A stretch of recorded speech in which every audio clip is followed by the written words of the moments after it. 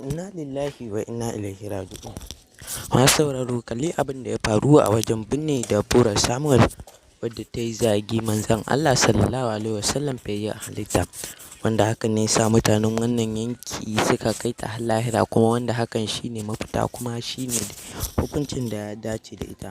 To amma saboda wani rashin cigaba da muke fama da shi a wannan ƙasa tamu, mutane da dama manya sun fito sun yi magana akan cewa ba a yi wannan mata adalci ba, kamar su sarkin musulmai da gwamnan jihar Sokoto da kuma mai girma shugaban ƙasar Najeriya wato Muhammadu Buhari, inda suka fito suka nuna rashin jin daɗin su kuma suka miƙa ta'aziyar su ga iyayen wannan yarinya, wanda sam hakan bai dace ba, wanda duk wanda ya laifi ya kamata a hukunta shi ya ga abin da ya aikata. Waɗannan mutane sun ƙi su bari cewa